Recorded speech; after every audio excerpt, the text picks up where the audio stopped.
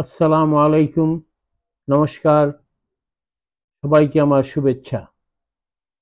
মনে পড়ে ১৯৭১ সালের গৌরীপ্রসন্ন মজুমদারের সেই রচিত স্বাধীনতা যুদ্ধের সেই কালজয়ী গান শোনো একটি মুজিবরের কণ্ঠ থেকে লক্ষ মুজিবরের কণ্ঠস্বরের ধ্বনি প্রতিধ্বনি আকাশে বাতাসে উঠে রনির বাংলাদেশ আমার বাংলাদেশ।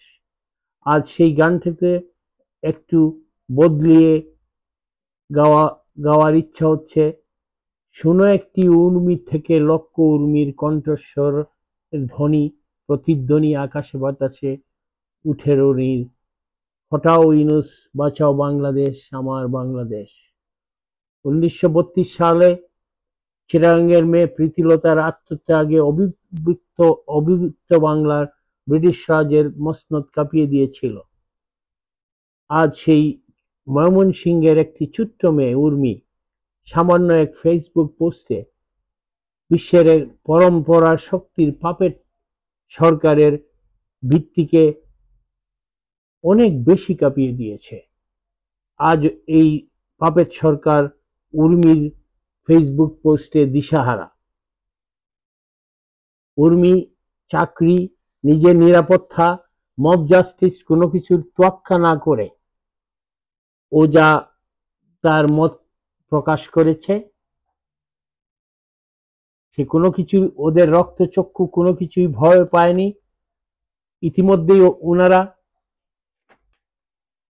উর্মিকে শায়েস্তা করার জন্য, সে স্বাধীনভাবে তার মত প্রকাশ করার জন্য পদক্ষেপ নেওয়া শুরু করেছেন। আজ মুক্তিযুদ্ধের পক্ষের শক্তিদের উর্মির কাছ থেকে শিক্ষা নিয়ে যার যার জায়গা থেকে প্রতিবাদ শুরু করা উচিত।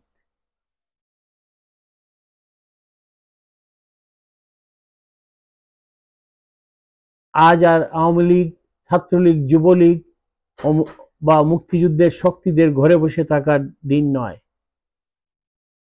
যারা দীর্ঘদিন ধরে আওয়ামী লীগের নাম ভাঙিয়ে সুযোগ সুবিধা নিয়েছেন, তাদেরকে বলছি, এখন আপনাদের পাপ মোচনের সূক্ষ্ম সময়, সুবর্ণ সুযোগ। দেশ থেকে আপনারা অনেক কিছু নিয়েছেন, এই মুহূর্তে দেশকে অনেক কিছু দিতে হবে। তাই দেশের এই ক্রান্তিকালে গর্ত থেকে বেরিয়ে আসুন এবং দেশ রক্ষায় এগিয়ে আসুন, যা উর্মি আমাদেরকে শিখিয়েছে। তথাকথিত কোটা আন্দোলনের সময় অনেককে প্রশ্ন করেছিলাম, শেখ হাসিনা যে অভূতপূর্ব উন্নতি করেছেন, তবুও কেন আপনি শেখ হাসিনার বিরুদ্ধে?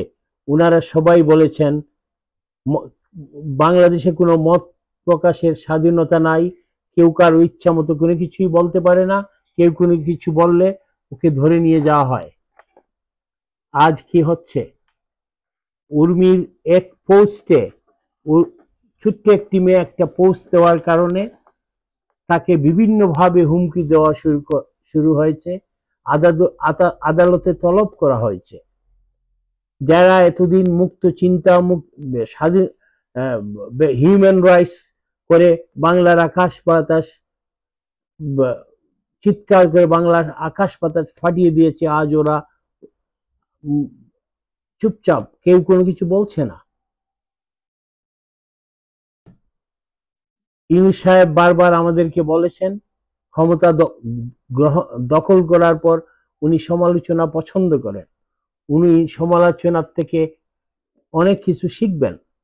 বাস্তবতে একটি সমালোচনা উনি পছন্দ করতে পারেন নেই। একটি মেয়ে, ছোট্ট একটি মেয়ে ফেসবুক পোস্টে তার মতামত ব্যক্ত করেছে, উনি তার বিরুদ্ধে নিয়ম বহির্ভূত চাকরির থেকে বহিষ্কার করেছেন।